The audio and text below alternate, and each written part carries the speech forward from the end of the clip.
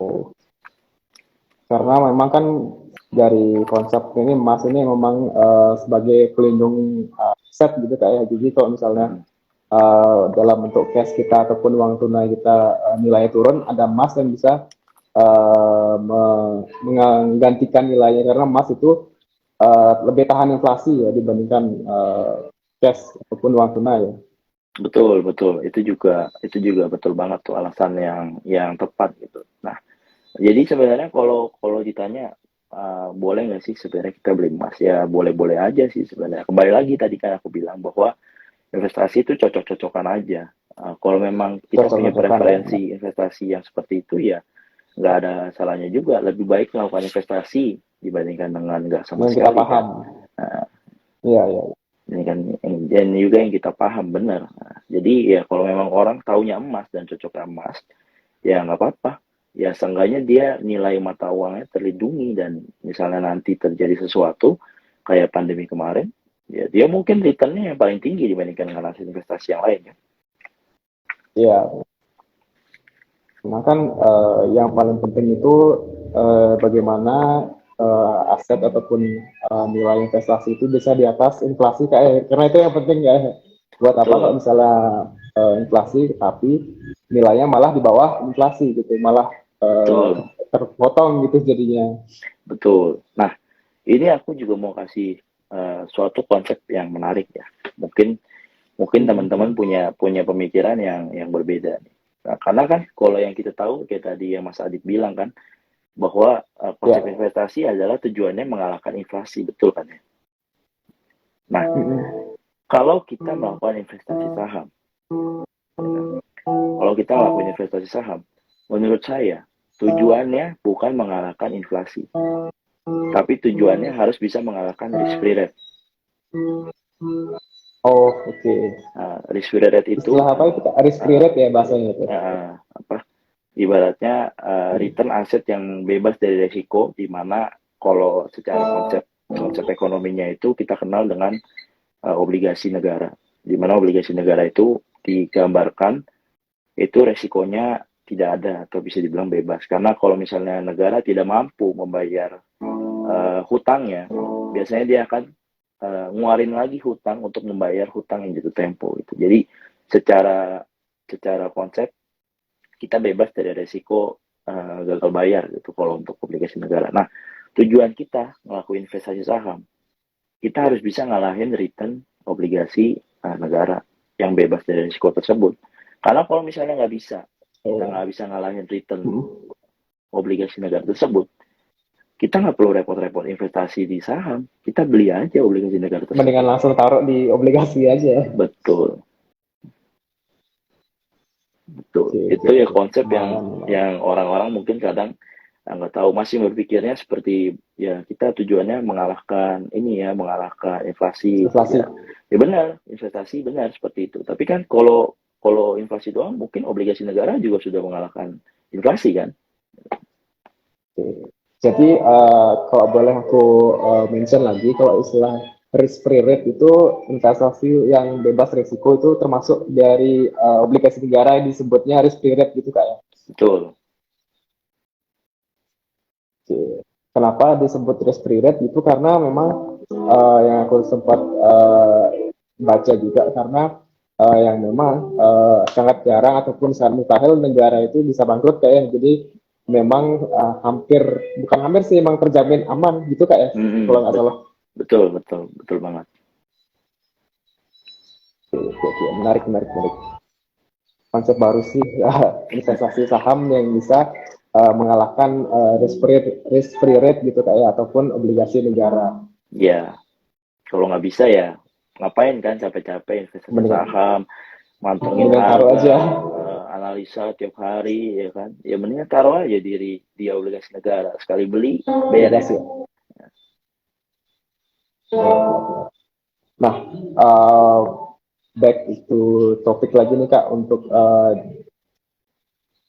review ataupun investment opportunity kita di tahun 2023 yang sebentar lagi kita akan sambut nih 2023. Nah, sebelumnya mungkin karena 2022 sebentar lagi ataupun mungkin 1 bulan dari sekarang ya, karena sekarang Hmm. juga akhir bulan. tepat di akhir bulan November dan Desember sebentar lagi menutup akhir tahun. Aku pengen mention nih Kak terkait dengan isu ataupun tren di tahun 2022 ini. Menurut Kak Salvian, apa sih tren investasi yang sejauh ini dari tahun 2022 ini ramai gitu ya di mention di luar sana itu gimana menurut Kak Salvian dan apa saja highlight untuk tren investasi kita di tahun 2022 ini? Oke, kalau untuk tahun 2022 ini ya highlightnya sih yang sorry ini ada background lagu dari siapa ya? Oh ya, sorry itu saya saya kebetulan lagi di nggak Oke, apa-apa lah sambil ada oke, extra. oke, oke. Nah, sebetulnya kalau di tahun 2022 ya, kalau kita mau tarik garis besarnya, investasi yang paling highlightnya di tahun 2022 udah pasti komoditas jawabannya. Komoditas ya justru ya. Komoditas, komoditi, di mana paling paling bersinarnya ya kita tahu lah batu bara kan. Nah, makanya di tahun 2022 ini sebenarnya investasi di saham lah yang paling menang dibandingkan dengan investasi Menang yang ya. lain gitu. Di mana kita bisa tahu sendiri bahwa ya ISG itu kalau saya nggak salah sekarang datanya year to date tuh udah naik 6% sampai 7% deh. Saya lupa 7% kalau nggak salah ya. Nah, Oh, dan kemungkinan oke, sampai oke. akhir tahun kayaknya bisa ke level 7.200 atau 7.300 sih kalau menurut saya. Jadi Mm-mm. memang investasi yang paling menang di tahun 2020 ini ya investasi saham, terutama untuk saham-saham komoditi dan juga batu bara itu pada tahun 2022 itu returnnya tinggi banget gitu. Nah, Gila-gila ada berbanding lonjak ya. terbalik justru dengan obligasi.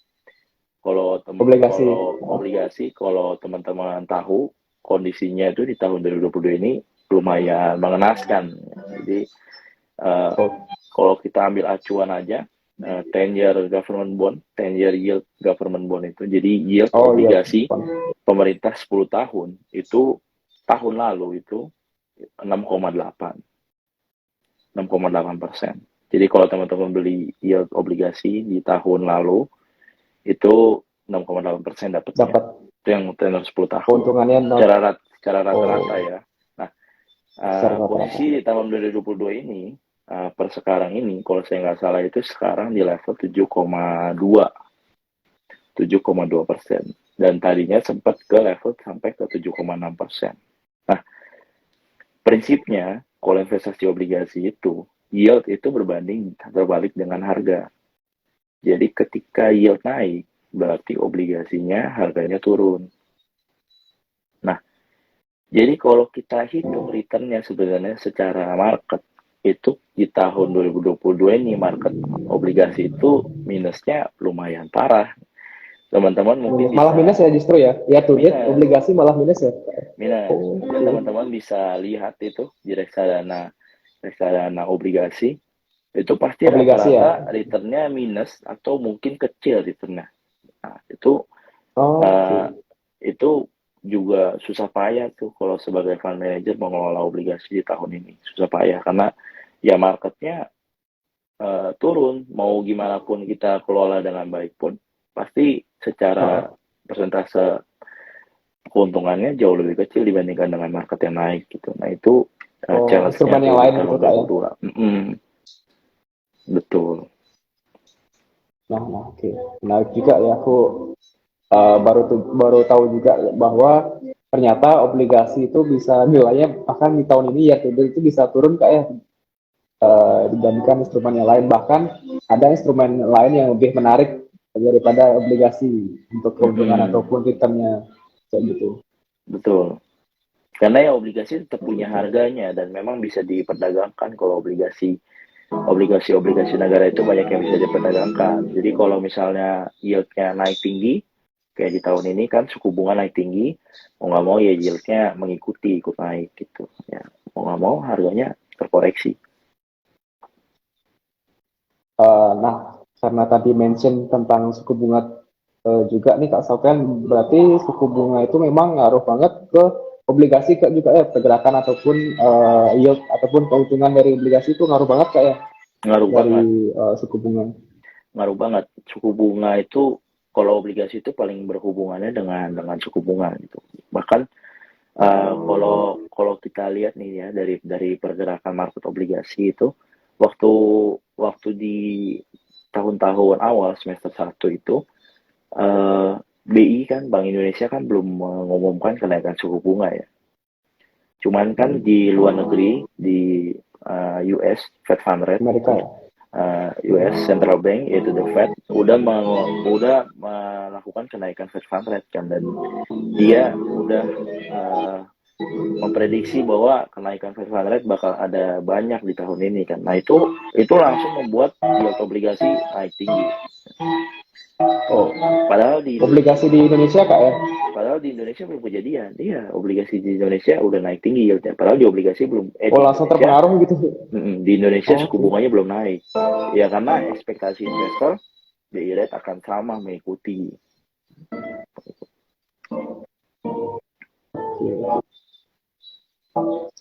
Nah, jadi kalau sebagai mungkin dari view dari fund manager pasti akan sulit tuh kayak karena kan udah bingung duluan nih, malah obligasinya fluktuasinya lebih tinggi tahun ini kan dari suku bunga tadi itu.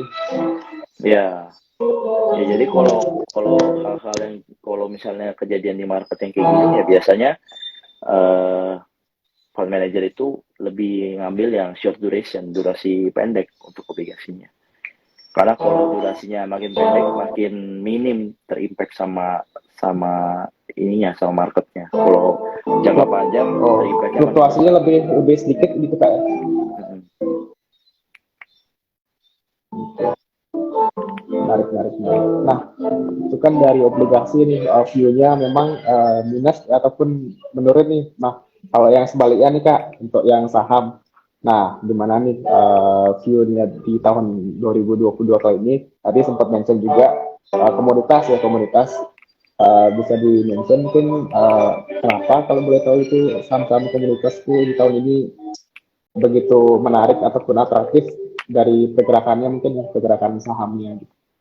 Ya, ya kalau komoditas menarik ya udah pada tahu ya saya rasa teman-teman alasannya ya karena geopolitik tension ya yang tinggi sekali antara Rusia dan juga Ukraine yang bahkan sampai sekarang itu masih terus berlanjut gitu. Nah, selain dari high geopolitik tension itu memang alasan paling utama yang bikin harga komoditas tinggi.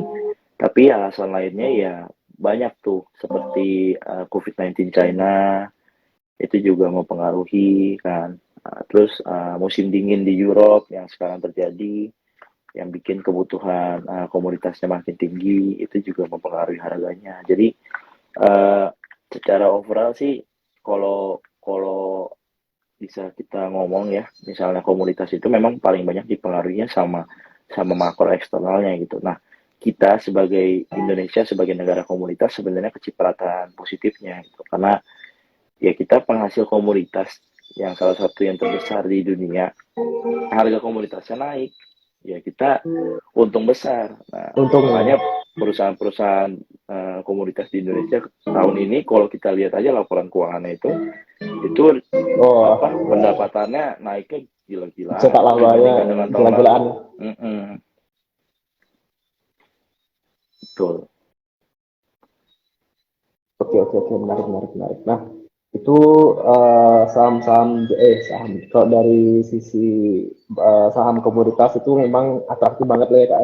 Bahkan justru jauh melampaui instrumen lain misalnya. Kalau misalnya kita melihat ataupun berkaca dari obligasi ataupun instrumen seperti obligasi.